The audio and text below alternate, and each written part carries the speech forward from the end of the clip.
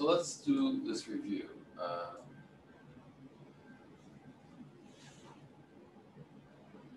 Shall we start with, all right, let's,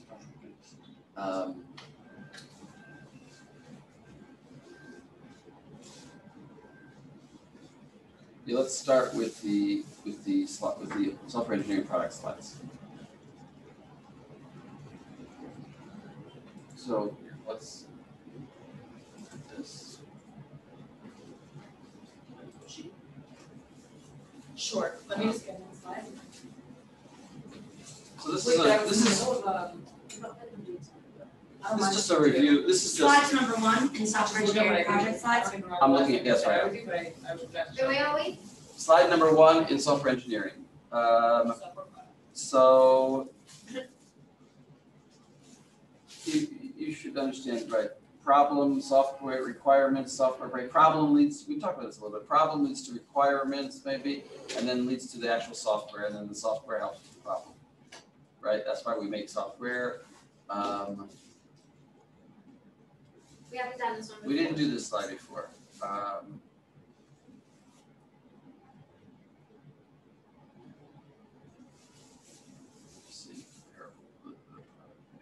Right, you have to have a product vision. We talked about that. Who's in charge of the product vision?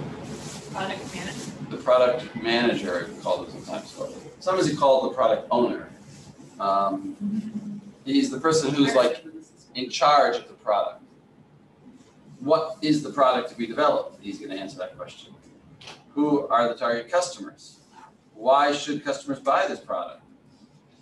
Okay. Moore's vision template, we didn't talk about this, but you don't have to know that. But it's basically explaining the exact thing we just said. For whom is it? Why is it unlike other products? This is just an example. Okay, product manager here. See, we call it the product manager.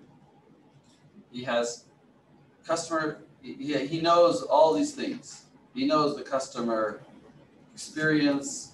What should their customer experience be? He knows the business needs, how we're going to make money with it. He knows what the technology constraints are. In other words, what is possible to do and what is not possible to do. Software execution models we skip. Is that this chapter? That was the beginning of this. Oh, yeah, I skipped that. You don't have to know that. What did you just ask about? This slide. And the compare software development thing? Comparable. I don't really compare. I'll focus on what's important for me this year. The technical. Okay, that's not so important. Technical interaction, vision drift, vision creep. So we talked about that, right? Remember what vision creep is? Feature creep, sorry. Yeah, features. And the features sort of creep up on you. You get more and more. Or vision drift. You thought that you change what your vision for the software is as time goes on. Here we talk about stories and scenarios. This is kind of a review of the whole course, this chapter. Technical interactions of product managers. We didn't talk about testing this year, but we know there's a product backlog. Remember, what is a product backlog? Too many things, like basically the list of things you have to do. The things the list you have to do, exactly. And you take from that, in your sprint, what do you take? You take from that and you create your sprint, right? Yeah. You take some of them. We didn't talk about testing really. So we'll skip that. There's such a thing as a product prototype. Yeah. Wait, did I do this? Yeah. The product prototype is pretty useful because a mock-up GUI. In other words, you make a thing that looks like your software is supposed to look, but doesn't actually do anything. But it just is a way of showing, putting everybody on the same page, making sure everybody understands what they're what the goal is. So that's the end of chapter 1. I said it's gonna be a fast review. So I'll try to keep doing that. So basically from the whole thing, what do we really need to take away? All the slides. the you product just stuff and the vision, right? Just product Yeah, vision. product vision. And Do some we need things, to do a two-stage prototyping? no, No. So product and vision stuff. yeah, here's Agile. I mean, somebody asked me, do we just have to know chapters 2 to 6? And I said yes, but I really would have, she hadn't asked me today, we would have done security. I would have put another chapter, but. But since she asked me, are we just doing 2 to 6? And I said yes, well, then I'm sort of stuck with that. No, but it's the 6 is the second one. Wait, but you just said that we don't have to do 6 at the beginning. No. Didn't you just tell Jeff? That's 6, which 6? Clarify which 6. That I was mean, the one from the slides, I'll be in not Somerville, I'll the be in Somerville slides. Then I'm talking the same Oh, we time. do need 6 from your slides. Yeah. From No, yours, the we one don't from your make sense. slides. Which 6? What's my slides? Can I show Two you? sets of slides. Yes, we have 2 sets of slides. Here, sorry. And they Here, both have you're talking about over here? No, Six. not that 6, add the 6. And if we're doing it, can I go over it, because I really don't understand. It was microservices architecture. First, where is No, it? it wasn't, just architecture. This? Oh, this one? Architecture 6? Yeah, so I said, you don't really have to know this one, though. You don't have to know that? No, I'm not gonna ask on MVC. I didn't talk. In or out of the, Not in the folder. that's not in the folder. This is not in the folder. No, you don't really have to know this one. You don't have to know this one. That's 6, you don't have to know. That's what I said. She has 6, but when I said 2 to 6, I meant 2 to 6 In the folder. in the folder. Back to where we were. So then we don't even know 1 in the folder. 2 to 6. But we're doing 1 in the folder right now, we just did that. Yeah, we just did 1, and that was, right. Doesn't really count. That was a review. 1 is an introduction to the whole book, so you don't really need to know it if you know the other parts. You see what I mean? Yeah, so in the other part, we need That's to 2 know to 1 or 6, no? but in other words, the point of security and privacy I would have done with you, but I'm not doing. Testing I'm not gonna do. DevOps and code management I'm not gonna do. But 2 to 6. Now come outside of the folder though. Outside of this, you also have to know stuff. Well, I'll get there. I'm What starting I'm with this. saying. Let's go, just say it. Don't Okay, I'm distract. sorry, I will stop. Let's go in a certain order. And the order I'm going is with the slides of the book first, and then my slides, okay? So, Agile. You guys have to know what Agile is for sure. It's the history of Agile. The basic idea, what's the basic difference between Agile and, let's say, Waterfall? Waterfall, you do all the planning before, and Right. you just do everything, and then Agile, you like plan and do it. You plan Stages. small parts. You cut the work up into pieces. Incremental development, that's what you just said, and that's this slide, incremental development. And you focus on features. Choose features to be included, refine the, there's a basic feature, and then you can specify more detailed, implement and test it, integrate it into the system, and now you're ready to go, deliver this. And it has to be integrated. It can't screw up some other feature. So here you have those same stages, fine. These are general principles of Agile, which is involve the customer, embrace change. People don't like change. They say, well, the software works, just leave it. No, we're gonna say always improve things. I personally am annoyed by this all the time because everything worked fine, and then Google decided to put the button over here and move that down here and group it differently, and now I gotta figure out their new way of doing things that doesn't really change anything in my opinion. But the idea is embrace change. Sometimes people embrace too much change, I would say. Change just for the sake of changing. But that's my conservative tendencies, which you all know about. No, Apple in their update, they made the search bar go from the top to the bottom for zero What? reason. In their new update for Apple and Safari, the search bar went from the top to the bottom, Exactly. like for, And I'm so annoying. Why would they think that was a good idea? Yeah, Why it's not? stupid, like it did nothing except for changing. just Fine. exactly. So I'm saying change. The point is, once you say we're embracing change, it's a different mindset. The other mindset was like, we did the best product, we sat and we figured it out, Yeah, and it's perfect. Why would we ever want to change anything? Exactly. Why would anyone? Of course, then you find, there was actually, I should find this out. I think there was once a prediction, like in the 60s or the 70s, that there would be no more need for programmers. And everything had been programmed. every bank had their software, every financial house had their software they needed, every supermarket had their software, everybody had their software. We're done. When you need new software, then there becomes a need for it. Right, so the idea, so you need to keep software programmers in business, so we like change. That's a good enough excuse. But the point is you have to embrace change. You have to, a lot of programmers also, they learn a certain tool and they say, that's what I do. That's the wrong attitude if you want to be in programming. You have to always be keep your eye open for new developments in the software industry and be the early adopter. Because and sometimes you'll adopt something and after 2 years you'll find out nobody else did, so then it's useless. You can't swim against the current. All right, develop and deliver incrementally, right? As opposed to one big thing. Maintain simplicity, focus on people, not things.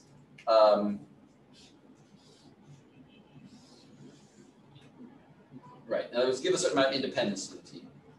And then we talked about extreme programming, which is just basically the early description of the same idea. And these are some principles of extreme programming. Refactoring, we talked about. There was a question once on the exam that said refactoring is making the code more readable, not necessarily making it more efficient. And that's a good definition, because that's the goal. The goal is readability of refactoring. Obviously, I'm not going to ask that question, but I could be in the mode bed. Small releases, test first development. In other words, that's the idea that you've all seen, or some of you have seen in other courses, where you write the tests before you try to write the code. And then as you use the test, in fact, as a way of checking if your code is finished. Right. Continuous integration, you're always integrating small. That continuous integration is like the Git. It's like using Git. When you add a new feature, I don't know, did you ever use Git? Yeah. Yeah. So when you do Git, you add a new feature, then you add it to the base, and then and everybody else sees your addition, and you don't just write a whole big thing and then add it. Every time you change something, you add it. So these are the details of those things we saw on slides. Scrum, we talked about the Scrum meeting, the product owner. These are the different roles, or different terms, actually. We talked about backlog. You know what backlog is. Development team. That's the actual team of people that are working on it. You know what a sprint is. And the product owner here. See, notice by the way, here it's called product owner. Because we're going fast, we're noticing discrepancies between the slides. Here it's called product owner before we call it product manager in slide. But it wasn't written. It was written product manager. Oh, I thought we just said it just said like product management. Oh, management. No, I didn't say. I don't know. When we did the slide, you did tell us the product owner is equal to the product manager. Yeah. Well, I'm just saying these are different terms. Sometimes just be aware of both terms, don't get confused. And there's the Scrum Master. The Scrum Master is a team coach who guides the team in the effective use of Scrum. That's a pretty vague definition. But he'll, for example, decide when the meeting starts. He'll call the meeting to order, and he'll call the meeting over, he or she. And keep everybody going in the meeting, right? Not let one person talk too long. I mean, basically organize the meeting. But not actually deciding anything. Just making sure that the meeting is run properly, and that it happens, and that people choose tasks. Maybe she'll say, you didn't choose any task. Maybe you should choose a task for yourself. So key roles in Scrum. So we talked about again the product. Oh, right. Now we're calling product owner, right? Yeah, product owner. Wait, can I add something about the Scrum Master? Yeah. Oh, here it says. Yeah, here's more detail. Yeah. Oh, okay, so go. The Scrum Master's job is to guide the team in the effective. Okay, we said that. The developers of the Scrum says the Scrum Master is not a conventional product manager, but is a coach. The product manager, normally, what does a product manager do? He assigns jobs. He assigns jobs and helps you if you're having trouble. In other words, if you need a certain, if you need assistance, or if another person in the company needs to supply you with some information or some software product, then he'll he'll be the communicator to the other group and say, you need to provide this person with that. Or you need a new server, your computer is dead, you need a new computer, your manager will help. But that's not the Scrum manager, that's a that's a project manager. They have the authority within the team on how Scrum is used, but in other words, but not necessarily on what jobs people have to do, and not at all. Remember, the jobs are taken voluntarily. But he could, see, it says here now we're pushing back against that definition and say he could have some product management responsibilities. There are sprints. Oh, so you had a question, Jacoba? Well, actually, it was just exactly on that. I just, for some reason, feel like somewhere I saw that often the Scrum Master is also the product manager. So that's what it said. Exactly, you saw it right here. That's what you saw. Yeah, it could be, but it's really different, right? It's really different roles, what he said. I mean, realistically though, like the Scrum meeting happens just in the morning, you know what I mean? So like, what does that guy do the rest of the day? Exactly. No, that guy, no, he's a regular programmer. You could rotate. Oh. The Scrum Master could be, in fact, one of the regular programmers who just took on that responsibility. It's like, there's some kind of government theories that work like that, You take in turns to be the executive officer for the day. Today I'm the president, tomorrow you're the president. They do that in a lot of places. In universities. I was actually watching an interview about. Really, that's the thing? I was actually watching an interview, which was very interesting, with a woman who grew up in Kenya, and she was saying that that we shouldn't necessarily look at black governments as having only one party as being a bad thing, because the idea of now it's your turn to be, now you're the opposition and you're the leader, now you're the leader, and now switch. Every 4 years we switch. She said that's like a Western idea. In tribal Africa, they had a leader, and the leader would be the leader for a generation. And people would give their opinions, and then he would decide. But it was kind of permanent. Basically like a king. Yeah, no checks and balances. I don't But know, the like, same You just have to hope they're a good person. Yeah, the only way it but works. but the point is that's what the people were comfortable with. Right. Anyway, so again, here we're going to actually have the extreme version of that, where the Scrum Master could, the Scrum Master is just one person, and she could quit. She could say after 6 months of doing it, I'm sick of it. Somebody else be the Scrum Master, but she's going to still be a programmer in the team. It's just a job for that 15 minutes. It's like a shul member who volunteers to be The Gabbai. whatever, yeah. Right, it's the Gabbai.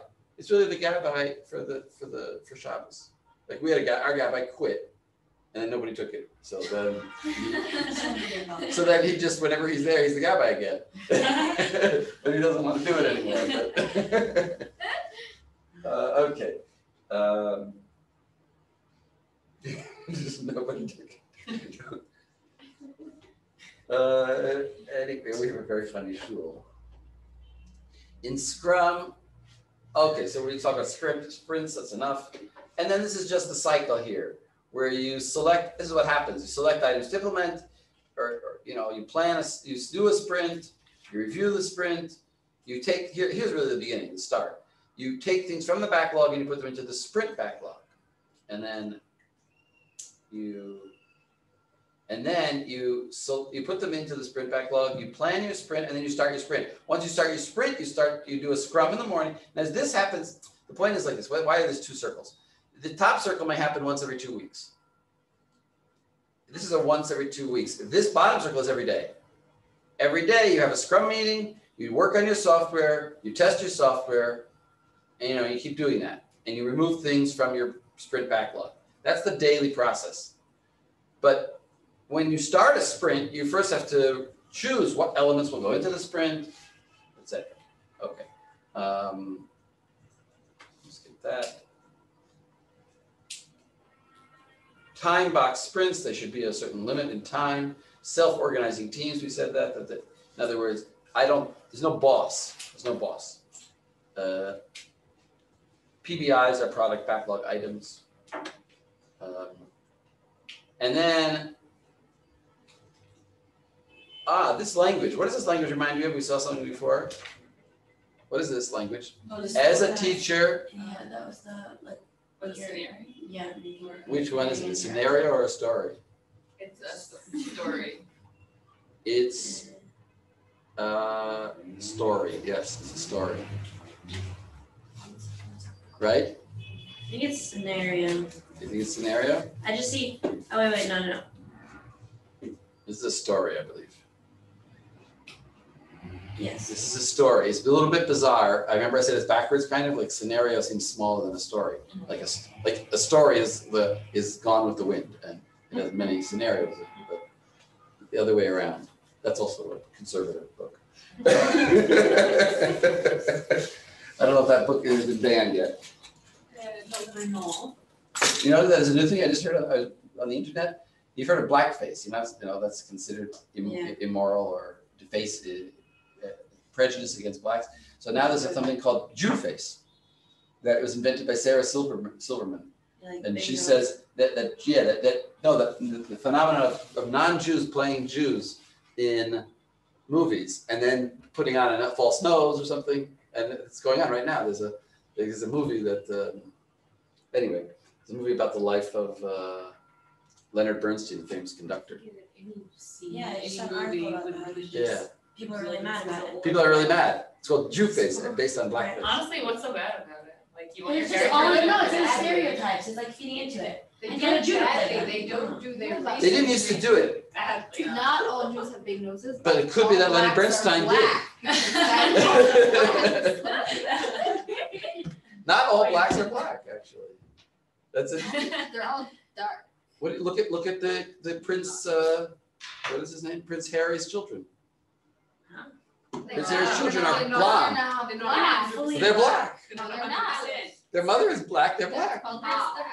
She's already not fully black, I thought. They're black. They just haven't colored black. Sure, they're like, they're not fully black. They're like a quarter She's half black. black. That doesn't count.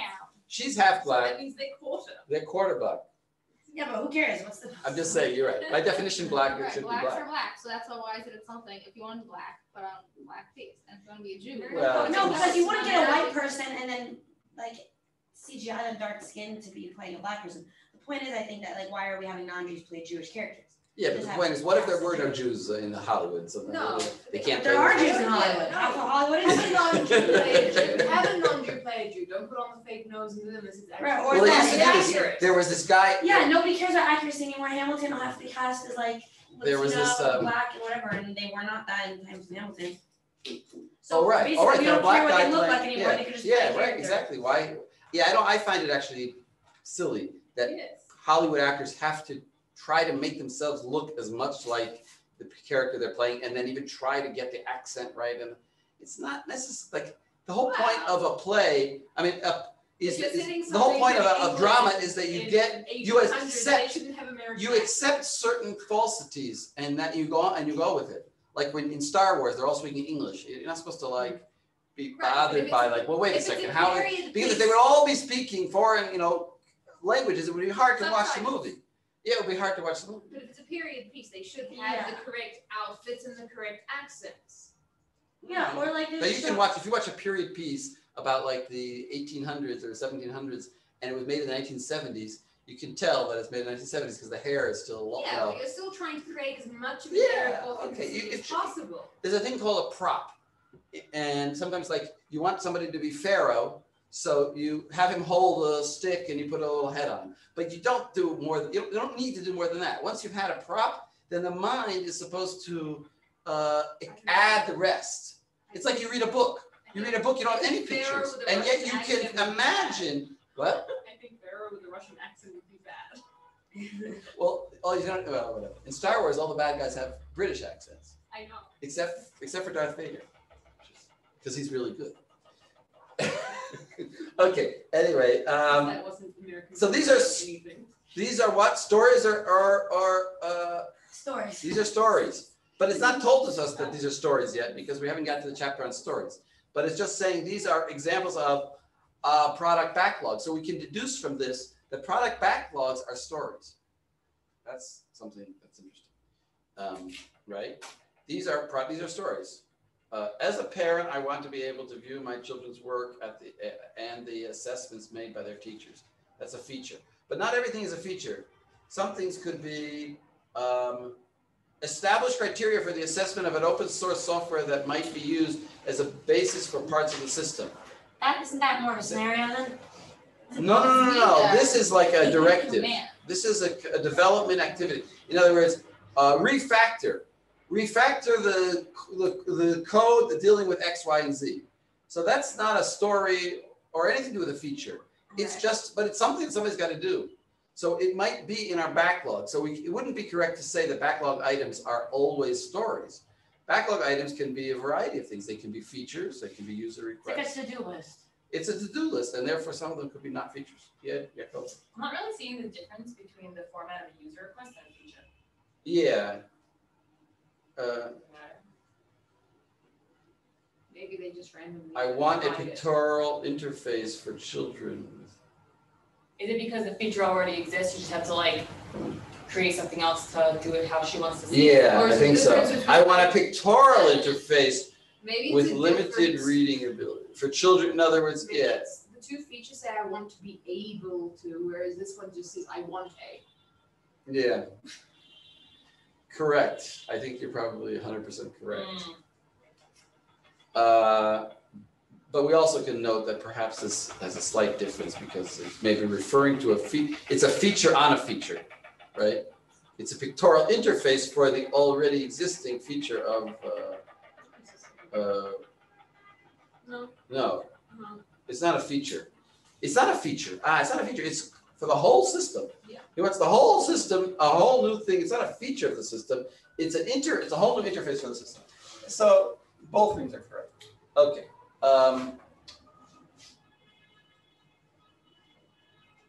These are stages that a backlog item can go through. Ready for consideration, ready for refinement, ready for implementation. In other words, first consideration. I have to consider it. Maybe if I've already accepted it, then I can refine it. If I've already refined it, then I can implement it. That's not important. So here you see refinement estimation, which means we have to give some kind of weight to how much work this is. Creation, actually put it in our backlog. And with details. And then prioritization. We may say this one is easy to do. Estimation is that it's short, but its prioritization is that it's not very high priority. So maybe we won't do it right away. Estimation is also important because somebody might volunteer to do it and we should give him more time. So we give points to stories, storage points. We say this story is worth 5 points. This story is worth 2 points. That's just a way of estimating how much time it will take. Our sprints, we said, should be time boxed. They should have a limit, 1 to 4 weeks. And I don't know if I mentioned to you here, but I mentioned to you in the book, in my slides, I mentioned in the book, The Mythical Man Month from 1970 something or other. He talks about the standard way of, at that time, of getting software that was going through delays to get finished was to hire more workers and get it work done. And he basically observed that actually it's the opposite. If you hire more workers, now all your good workers are going to train those workers and the product's going to take even longer to get through. So the actual solution is to, well, not get rid of workers, but the actual solution is to get rid of features. To say, well, we want it on time, we're just going to cut out those features. It would have been nice to have, and that's why the prioritization that we did before here, prioritization is going to be important. We're going to say, oh, this one is really would be nice to have, and you can call it. You can actually have a list: critical, useful, and nice to have, right? And then critical, you have to have. Useful is also important, but then nice to have would be something that. The problem is when you call something nice to have, You just put it on the list. then you take it off the list. Mentally, people just take it off the list. You put it on the list to take it off the list. But you have, right. I see the other. But it's important to keep it there. It's actually like, I think the Rambam says that why are opinions that we don't follow kept in the Mishnah? So you know the So then when you go discussion? back to them, What? You know the discussion? That's one explanation, but what did you so that say? you don't accidentally repeat them. So that somebody shouldn't come along, sort of what you're saying. Somebody shouldn't come along and say, I had this tradition, and say, oh, maybe that's the halacha. We need to keep it in the books and show that it's raw and then say that we don't hold like it. So we want to have this feature so that we don't, like somebody says, well, why don't we do this? We want to say, oh, it's already in our list. It's there. Because And we we've know we're already, not gonna do it. we know we're not gonna, yeah, it's in our list. We've put it down as nice to have. Maybe we'll do it. But don't be insulted if it's not, if your suggestion is nice to have. Maybe we will do it. Okay. Sprint planning, sprint execution, and sprint review. Review is a lot of times not thought about, but review means evaluating whether it went well or not. Just details of these things. These are examples. Sprint planning. Then we're into another topic, which is like things that are commonly associated with Agile. That's what I call Agile Activities. In other words, you don't have to do these things.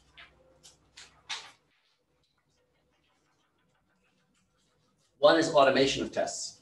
Theoretically, you could have a bank of people who test your software every time you make a change. But since you're changing all the time, you should probably have automation. In fact, that's a field. You know, you can look at a job application, it can be a test automator. And that means that you work with the Q&A, quality assurance, QA team, not Q&A, QA team.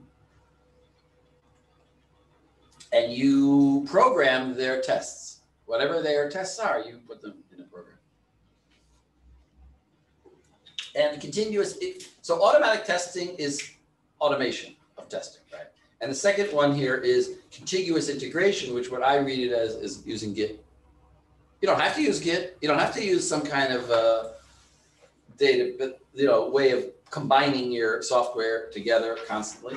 But that's what you should do.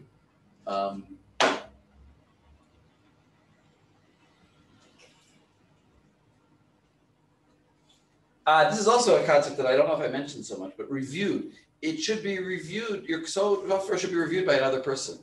In other words, this is to prevent having to what's it called? What's that called? When you take your code and you refactor.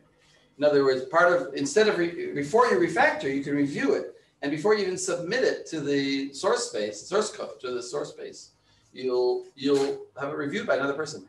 I don't know if people really do this that much, but it is a good practice.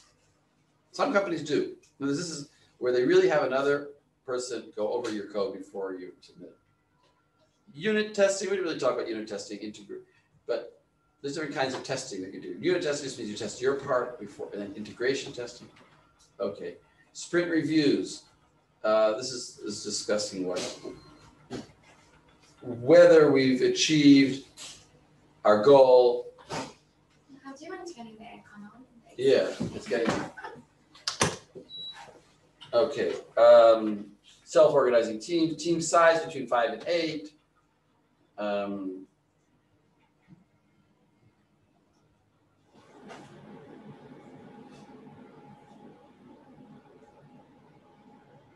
Yeah, there's certain problems with Scrum that it assumes that people can come to these meetings and that they're full-time, that they don't have other jobs.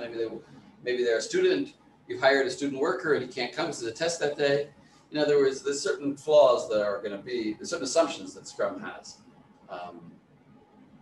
And also that you're near each other. If you have some people working in India and they can't make it to a morning meeting, some people working in America who can't make it to a morning meeting in Israel. So it kind of affects your Scrum. So this issues of coordination. External interaction should be kept to a minimum. What does that mean? That means that your manager, that means that you shouldn't bother the team with dealing with other teams. Each team should be independent and not have to deal with they shouldn't have to be called, I think, to a lot of meetings with upper management. That's right. Programmers do not want to go to meetings and waste their time. Okay.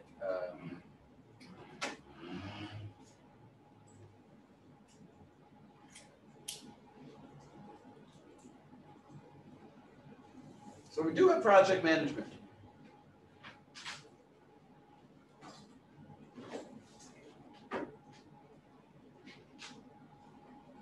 We talked about that enough. But here are the kinds of concerns that basically the team should not have to deal with the management has to deal with, which is budget scheduling, risks, problems, progress. In other words, if I need a new computer, I have to have a manager that I can go to ask for it. Schedules, vacation. I want a vacation. Can we have this sprint? And yet the best guy on the team needs to go on vacation that week. So maybe we're going to have more time for the sprint, or maybe we're not going to have a sprint this week.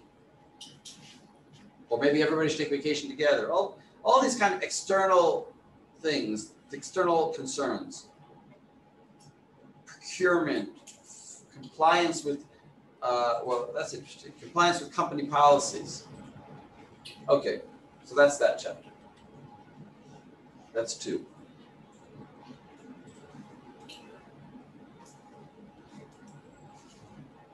This we should go fast also.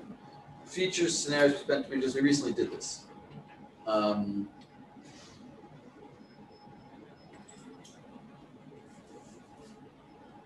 We said you have to understand your users. We said, we talked, right, this is the basic thing of this whole chapter. You have your persona, which is a fictional person who you describe to create an image of the kind of person that would be using your software.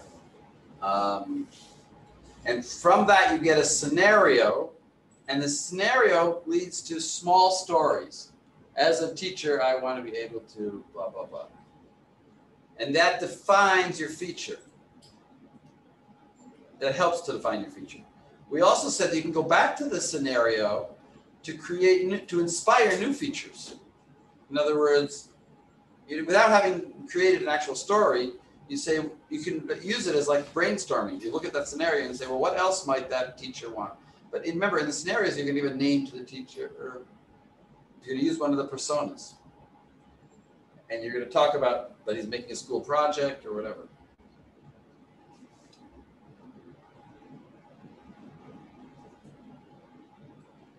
So we talked about personas. We talked about this recently, so I'm going to go very quickly here. The benefits of personas.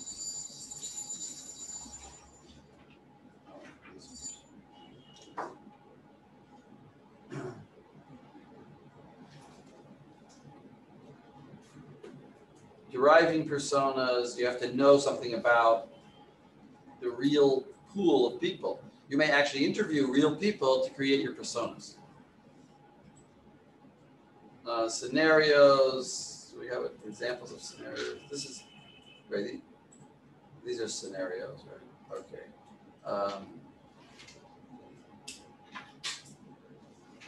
This is taking a scenario and like getting the parts out of it. Finding features. In other words, in this scenario, are hidden features. And here you pulled them out. Here you pulled out different lines that are features from that scenario. Another scenario.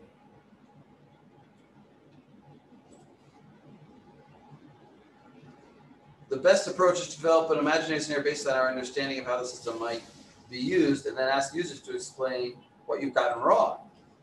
In other words, you need to talk to users when you're developing your scenarios. You make this, okay. And then stories. Here we have stories as having this format. As a blank, I want or need. Oh, here, look, actually, Tali, notice it says here, want. Even though that's called a story, even though it says want. Yeah, we weren't discussing story, we were discussing the difference between there was a user request and Right. there was a feature. You're right, okay. Fine. Okay, users, you're right. I admit you're right. User stories are in planning. What is that, 25? 28. Many users of the Scrum method represent the product backlog set of users. That's what I was saying. Okay. Here are some examples of stories from that scenario that we had. Oh, that would be a good question for the test. What? An example of a. Give you a scenario and say, what features? Pull out the features. That would be a good question. I didn't ask a question like that, but that would be a good question. Oh, you already wrote these down. Yeah. Makes sense, it's a list. Pretty soon. I told you the exam has 3 parts. I think it's hot.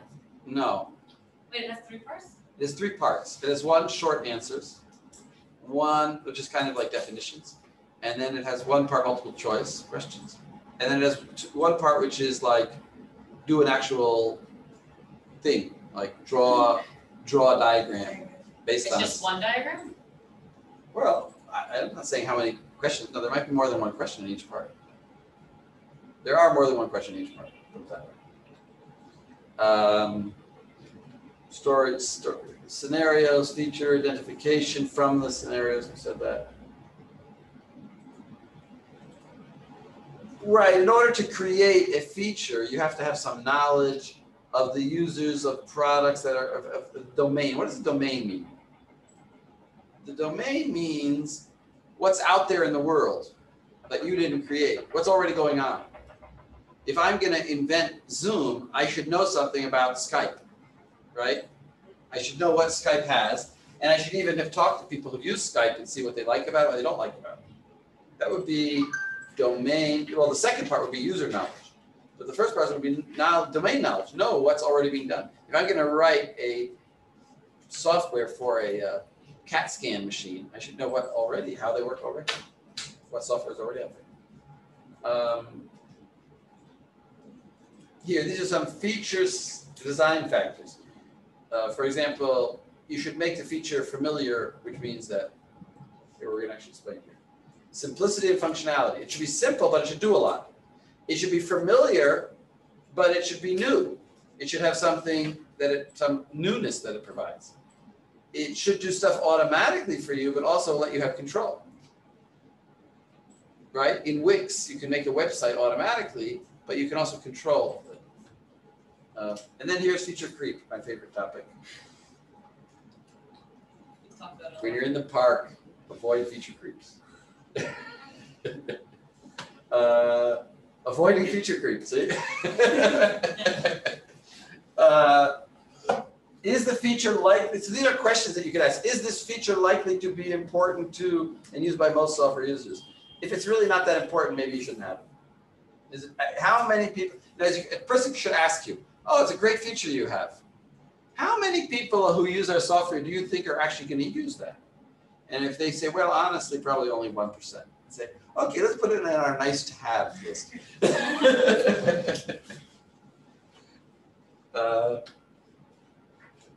Feature, right. See, this is the thing. It's a very important psychology. You have to let people give the feature and put it down. It's there. You're right. It's a good feature. Don't try to tell them, no, it's not a good feature. And then you have an argument about whether it is a good feature, it's not a good feature. No, accept it is a good feature. But now let's do a second step. Okay, now that we're all on the same page, we agree it's a good feature. Now, let's see how many people will use it. When are they going to use it? What is the scenario that they're going to use it in? And then try to evaluate its priority.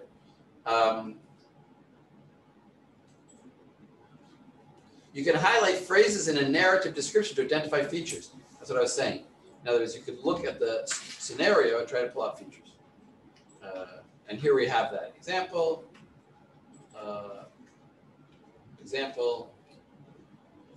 Innovation and feature identification. In other words,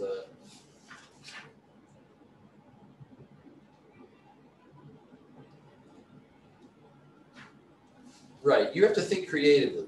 You can't be trained to do that, but you have to think of possible ways that might help. When you read the scenario, you should think, oh, I wonder if this guy who wants to, make a class project about the history of fishing in his neighborhood in Scotland, that's the example that's in there. What features would he really want? He thinks he wants only this feature, but maybe I can think of a new feature because I know something about software, and I can think what I could do for him. And that's a kind of the unlearnable aspect of programming, to be creative. Okay, that's chapter 3. Moving right along. You should do the whole course like this.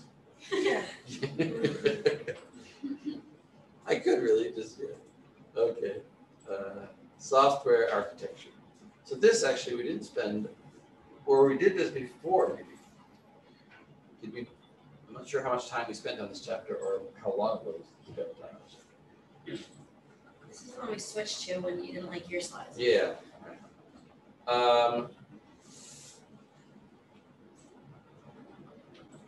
So the main thing of software architecture, I would say, is this second point here. Well, I mean, its overall organization is a little bit vague. How the software is decomposed into components, that's really the essential concept in software architecture, right? Because that's telling you whether it's layered or just components that are not layered. Okay, so let's continue. But there are some other things, which is what's the overall organization, you know, how are the components grouped into larger components, for example, or what's your server organization? Are you going to have many servers or one server? Are they going to be spread out or not spread out? Are you going to have microservices or not? You know, what is your server organization? What technology will you use? All those things are all part of architecture. Even though the main thing is what I said, the second point here, which is, maybe you could call it design. You could say that the second point here, how the software is decomposed from components, is more of design, but everything is also design. Design and architecture are really the same thing. There are many different interpretations in terms of software architecture.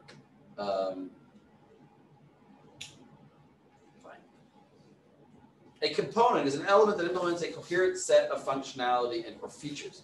So, what do I mean by coherent? Can anybody tell me what I mean by coherent? What the book means by coherent? Coherent. Very clearly laid out. That makes sense. Yeah, it makes sense, but yes, that's actually the normal word of what it means. Maybe you're right, actually, but that's not what I'm thinking. Think of another, more deep, more precise. Read my mind. Coherent. I think it means that it is that they cohere, they stick together, right? You know, isn't there a word? Cohesive. It's cohesive. Cohere. Isn't that word? Cohere. I think coherent means clear. You're right. Maybe you're right. So you're right, but here's what I want to say anyway. Coherent means in this context. United as or forming a whole. Exactly. That's to cohere. See, it's not that it's clear. I'm right. But I don't think cohere is the word. Yeah, united makes sense. But I'm right. So I'm right. I admit it. I'm very quick to admit that I'm wrong. Because you know I don't like to argue. But cohere is what you just read. Coherent. It means that it forms a whole. It combines to form one logical concept. In other words, if a feature it's like my duck example. A duck is an incoherent animal. Because what is it? What is it? Whereas a fish is very coherent. Everything about a fish is designed for what it does, swimming. The scales make it smoothly go through the water, protected from parasites. And you know, everything is all designed for one thing. A feature should be the same way. What? That's interesting. They're not coherent. Did you say flying fish? Flying fish. Are there flying fish? Yeah, there are flying fish. Really? I mean, all fish jump out of the You know, water, there's but a some beer brand actually. in South Africa called Flying Fish, and like, what are you? So software component can be considered a collection of one or more services that may be used by other components. Whatever, I don't like that definition. But the point is about the first line here. A component is an element that implements a coherent set of functionality or features. So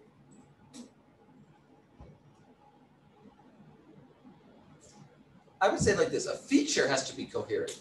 And a component is a combination of features that's also coherent, that's also unified. In other words, if I think of the simple example, it's like this. I have a tab on Word that says File. And under File, what do I have? Girls. Trying to being interactive. In Word, you have a File tab. What's under File tab? New. New, what else? Open. Duplicate. Save as, duplicate. All those things relate to, they are a coherent set of features that are in one component called file management. You see what I mean? So a component is a coherent set of features, not just a random set of features.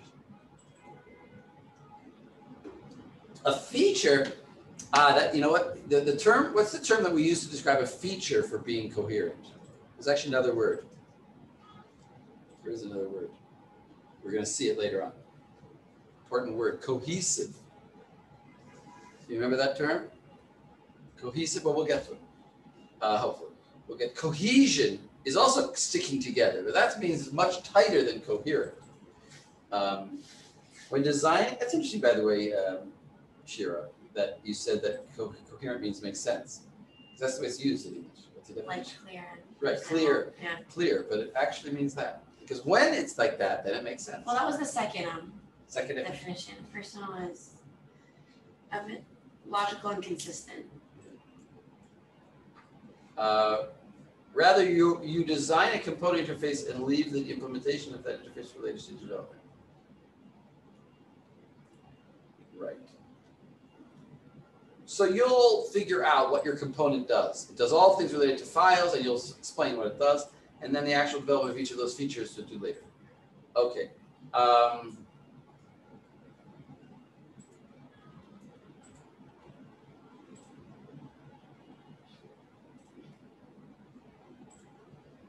So sometimes you can have components that are accessed directly, and sometimes you could put over it an API, which is an interface for how to interact with all the components.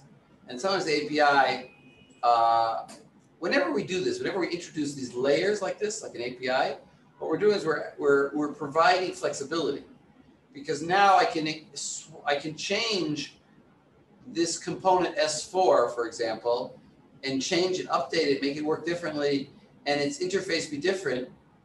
And I'll change the API when it interacts with it, but everybody who's using my API won't have to change their software.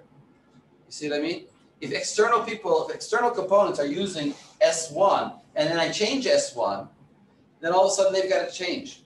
But if I have an API in the middle, it provides a level of abstraction, and it gives me flexibility. That's called abstraction, because I no longer see the actual S4, 5, and 6.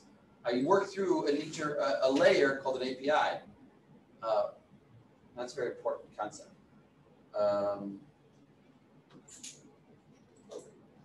These are some concerns that I have in my software: reliability, availability, security, usability, maintainability, resilience. There's also a concept, okay, so these are all different. Security is one topic we'll talk about. Availability and reliability, availability, can it deliver services when requested? In other words, will it get denial of service problems because of over requests? Let's go on. Here's centralized security architecture. So this is give an example from a movie called Rogue One, which you may or may not seen, but the idea is that there's two ways to secure something. Let's say you have, did I talk about this example? I went skiing, did I tell you the example? Anyway, there's two ways to secure something. One is to put all your jewelry in the safe. Then when the burglar breaks into your house, what does he do?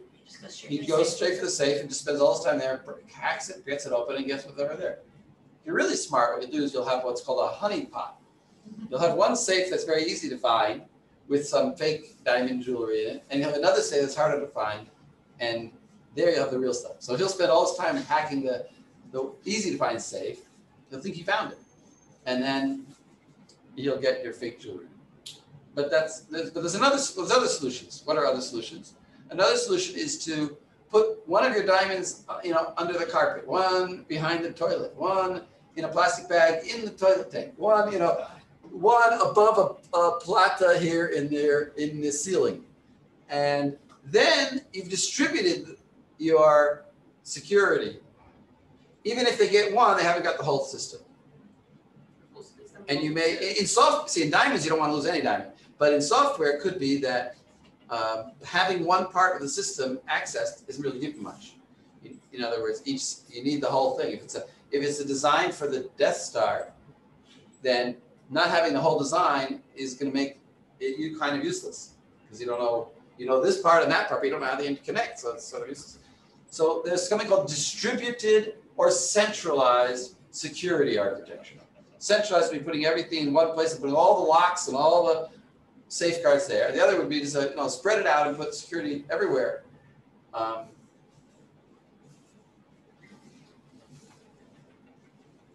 don't know how. Okay, so that's centralized. If security is breached in one location, you lose the information that you have stored there. But if you if it's centralized, you lose everything. If you distribute it, then you only lose some of it. Okay. Maintainability and performance. So these are contradictory goals in architecture. Maintainability means that that it's easy to update.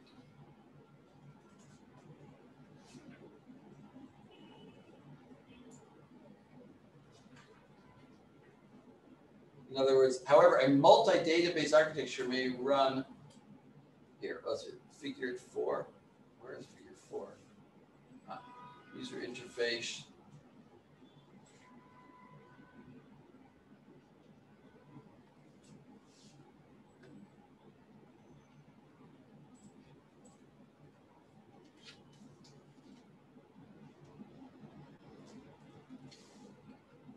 So figure 4.2 shows a system with components C1 and C2 that share a common database.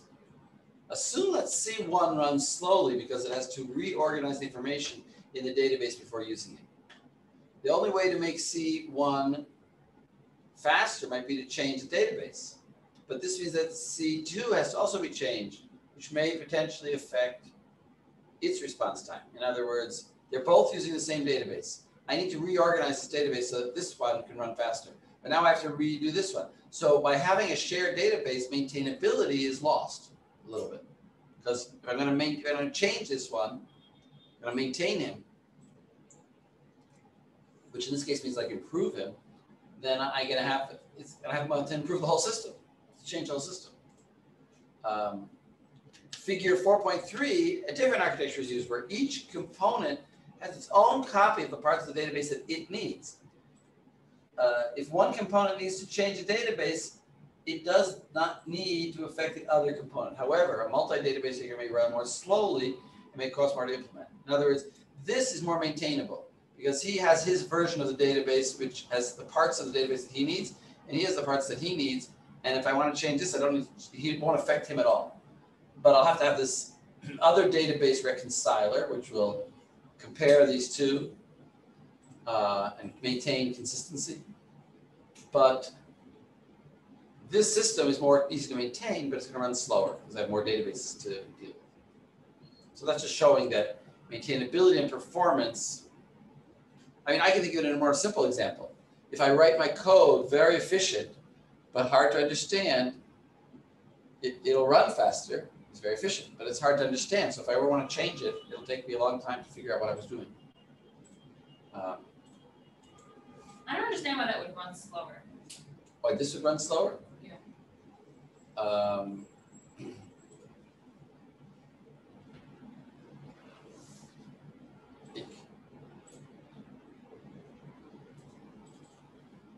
Well, simply because it has this C3. It has to constantly, anytime there's a change here, I've got to check if that change affects something and change it also over here. I got to have communication between these two databases. Well, isn't the whole point so it doesn't have to change? C2? No, it's not that some of the data overlaps between these two. Not all of it. Some of it overlaps. The organization, the point was that I wanted to change the organization of this database. Not the data in the database, just the organization of it. In other words, I have one big table now, I had like 3 tables, and now I want to make it into one big table. And some of the data is also reflected, so I don't want to have to change the organization of the database for C2 also. But now I'm going to need a database reconciler because I have my data multiplied over 2 places. So I need to make sure that it's consistent. So that's going to be more activity going on. If these two, if C1 and C2 database were isolated from each other and never communicated, then it wouldn't be slower. It would be, yeah, it wouldn't be slower. Yeah, it's only because I need to reconcile between them.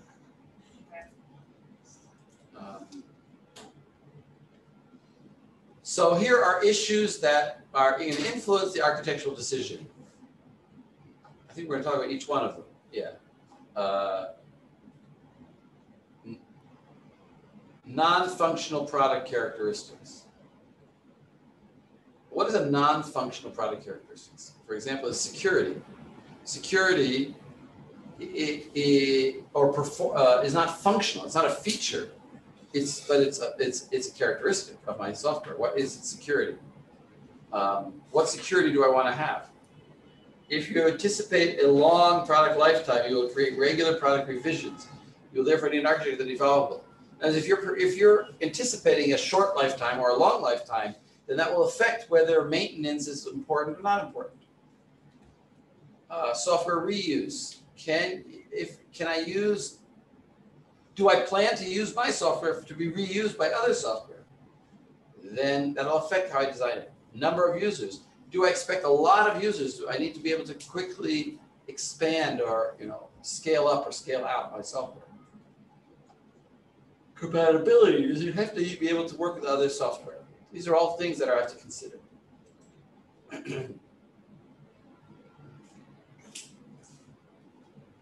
Here again, we're talking about the trade-off between maintainability and performance. Trade-off between security and usability, right? You ever understand why security and usability are contradictory?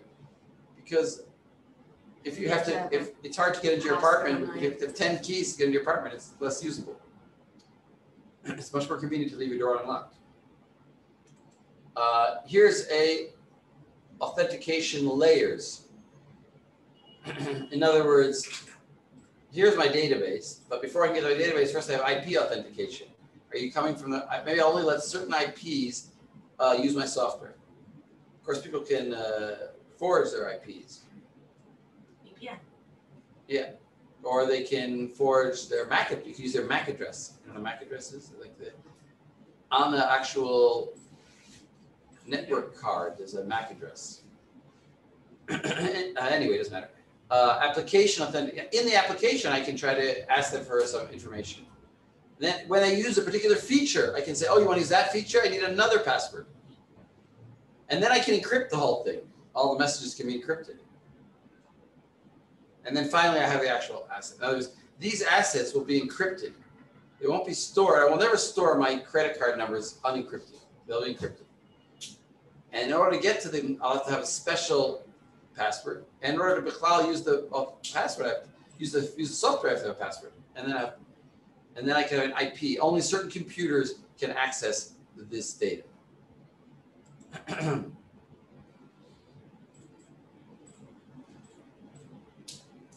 A layered approach to security affects the usability of the software. You have to remember a lot of passwords. So you don't want too many security layers. You don't want unnecessary security.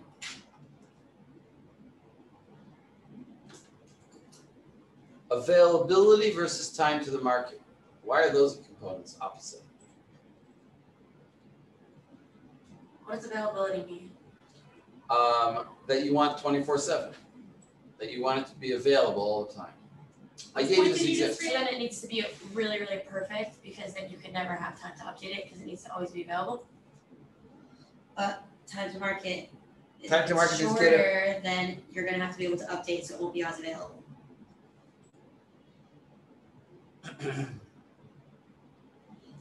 To do a system really good, you're saying, it's going to take more time. Yeah, no, that makes sense.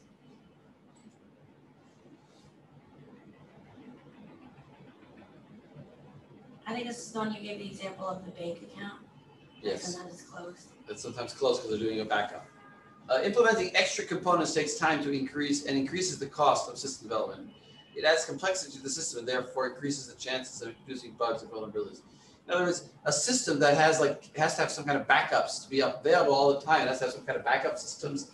It's going to be more complex, so it's going to take me more time to get it produced.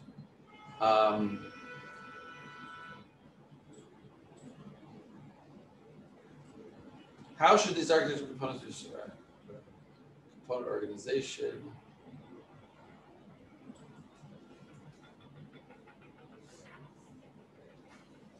Skipping here a little bit.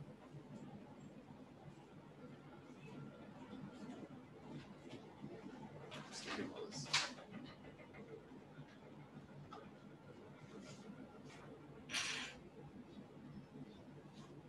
So here we're talking about a layered design, where we have an upper layer which is dealing with user interactions, and then lower that have components that deal with components, and then the lowest would be, let's say, the database that actually deals with database.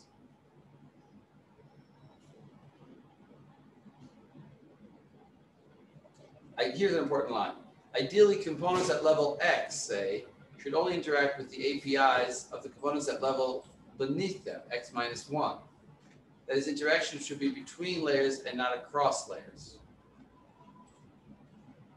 In other words, anything that I need should be in the layer beneath me. And I should never, and if anyone who wants to communicate with me should be above me. And I shouldn't communicate with things on my same layer. But there are things that are called, okay, now there's this topic called cross-cutting concerns, which is, let's look at this picture. Cross-cutting concerns are like this. Imagine you have a software which has these layers. The interface with the user, the application layer, the infrastructure, operating system layer, hardware layer. But there are certain concerns that affect all these layers, like security. I may have security components in each of these layers. I may have performance.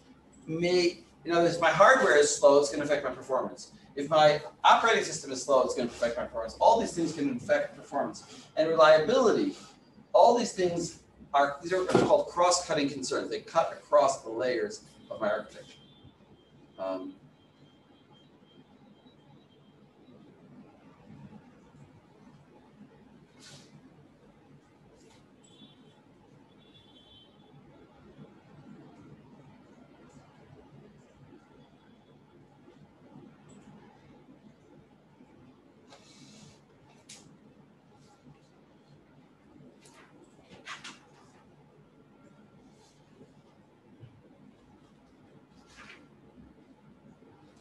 So, here, let's talk about this. Client-server architecture.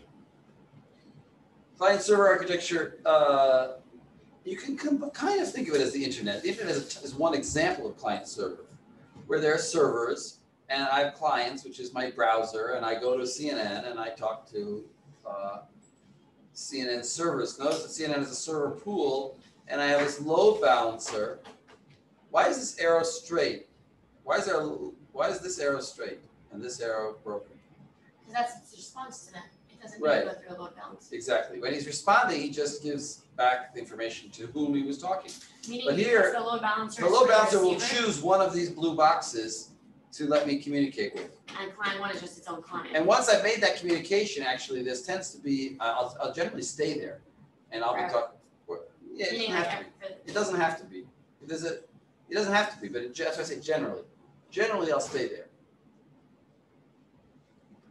Sometimes the protocols are written such that I go to the load balancer, and then when I get assigned somebody, I'll talk directly to him. But there's a problem with that. What's the problem with that?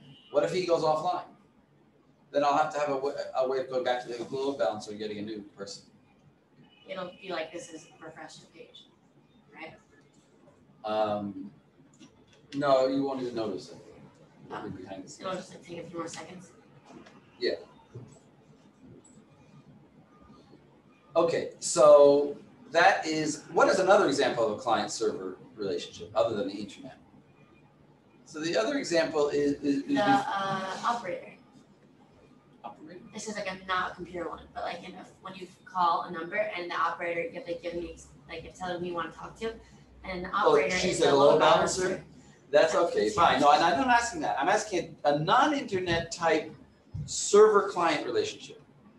You guys are not. Does it involve the internet? Yeah.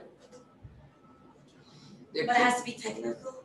Yeah, with computers, not the internet. And uses the internet probably. That's actually a good example. But doesn't it use the internet?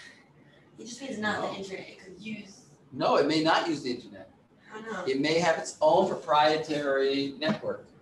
You can For build security for cameras? security concerns. It could have its own, I don't know exactly how it works, but it could have its own proprietary network just for talking to the banks. And it goes to servers, it goes directly to servers and communicates, so right, for security reasons. It doesn't want to be on the regular internet. It's like also any government, whatever, that has its own Exactly. system. In the Army, they Satellite. communicate, they have basically they have an internal internet. Actually, the way you know they do it in the Army? Well, first of all, yeah, they have a special building. If you want to go and send an email to your significant other, you leave your office, go to this building, and there's internet. In your building, and you're not allowed to bring a cell phone into the building. You're not allowed to bring. You go through a scanner. You're not allowed to bring any equipment. You can't even bring a disk on key because people were bringing disk on keys, copying data, and taking it out. So you can't bring a disk on key. You can't bring anything. And then they have their own internet just in the Army. You can communicate between different. You can send emails, but only to other people, in the Army. But no, the example I was thinking of, and I mentioned when I did this slide before, was Outlook. Outlook, originally, you would have an Outlook server on premise in your company, and all the emails would go to that Outlook server, and then all the people would have an Outlook client that they would install, like an app, on their machine, and then that would communicate directly with the server through the internet. I mean, through a network, but not through the World Wide Web. Are phones considered that? Well, our phones? No, phones are. Making a phone call. Oh, that's a communication. It's not. Well, now it's VoIP, voice over IP, such a thing, where you have voice communication over internet. IP is internet. But originally, what was it? Wires. Originally, it was wires. Yeah, that's it. Yeah. But the internet was based on those wires. The internet is wires. Yeah, it's the same wires. It was the same wires. It was on the telephone. So here's this. So wait, Gabby was asking about MVC, and it is in the slides. Just not in these Not ones. not in those ones, in these ones here. And here you see client, model, and then the view and the controller. The main concept is that the model is like the database. When we say model, what we mean is how the data is modeled in a database, which means what tables do I have? What are the fields of my tables? That's called a data model. And the view is the way it's presented to the user. I don't necessarily see. I may see parts of different databases in the view, not just one database and a different one table and another table. I might see parts of 3 different tables in my view. The model is different from the view. I don't have to say, just because I want to see students' names and addresses and birth dates in one view doesn't necessarily mean they're stored in one table like that. They could be stored in different tables. So there's a separation between a level of abstraction, which means that I can change my view without changing my database. We don't want to change the database, right? We want to build the database and be done with it. And then if we want to change the view, we change the view, but we don't change the database. So that's the idea of MVC. And now the controller is what enables the view to change the data in the model. In other words, he says, I want to change my birth date to something, to change my birth date. Now the controller may not let me change my birth date to be more than 100 years ago. I don't know. I mean, the controller could have rules about what changes can occur and how those changes should be. And it could be that I write my birth date as June 12th and the controller changes it to a number. So the view is different from what the controller lets pass into the model. He prevents inaccurate data from getting into the model, undesired data that's not in the right format. So that's why we have the controller. So that was my explanation of MVC.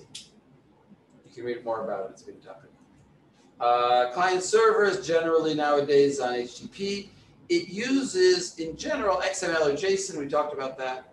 which is just a format for our data transfer. Here's an example of a multi-tiered client-server architecture where I go to a web server, application server, database server, and as I have many servers. SOA, service-oriented architecture. You have to know that. Service in a service-oriented architecture is stateless components, which means that they can be replicated and can migrate from one computer to another. What is the difference between stateless and stateful? Stateless doesn't remember state, which means what? It means independent of state. So who is keeping, we talked about this actually. Do we have, with the lecture, with the guest lecture, we talked about this. Yeah.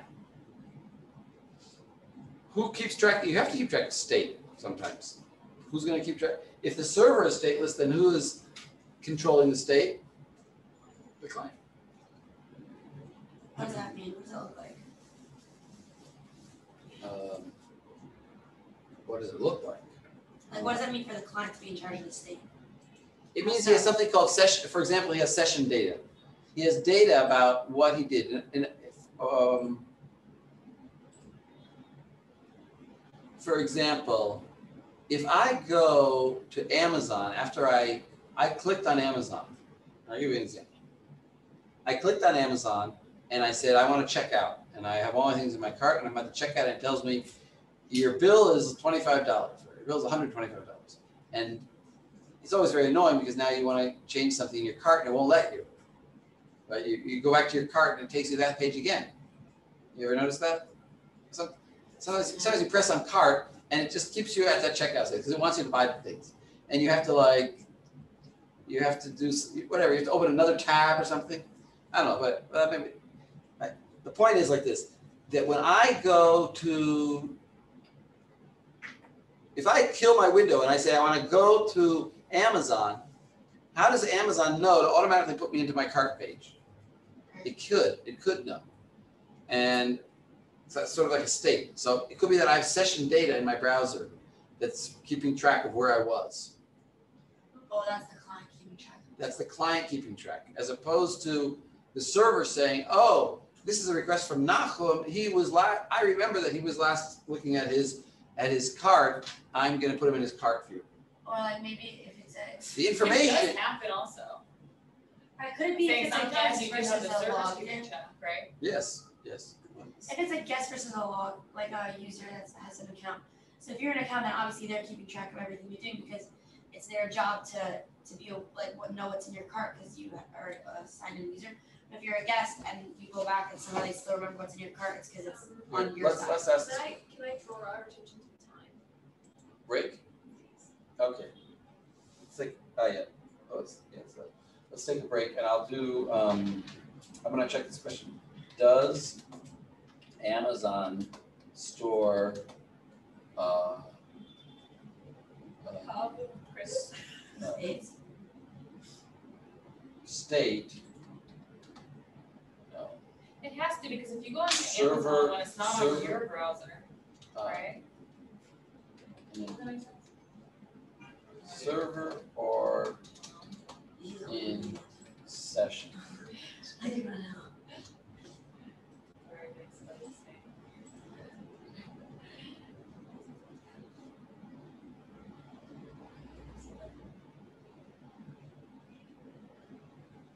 I don't know if I asked the question right.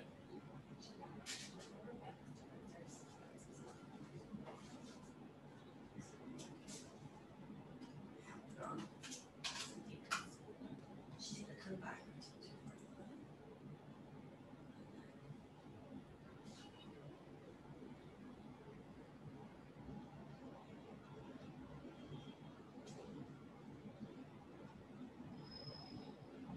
I don't know.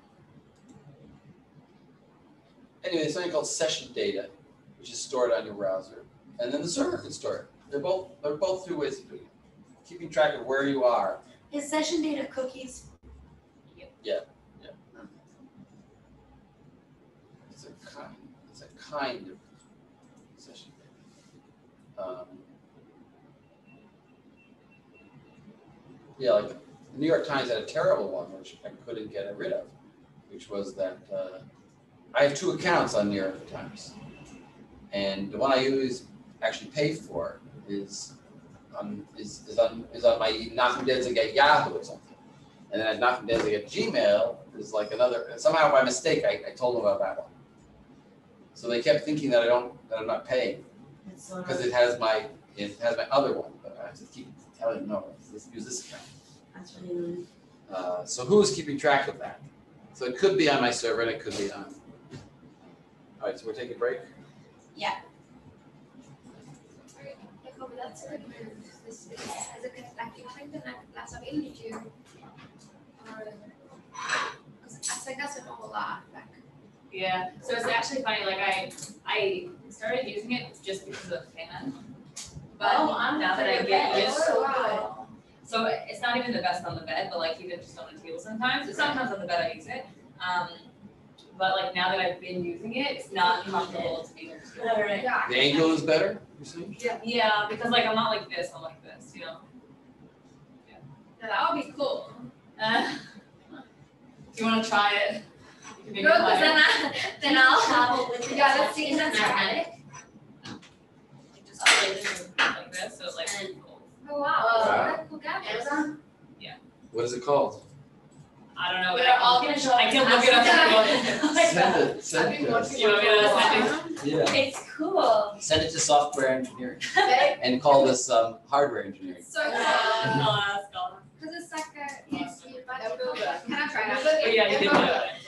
That was actually. Yeah, you can totally That try was one, something like that was one of the prizes of the headphone raffles. Oh, really?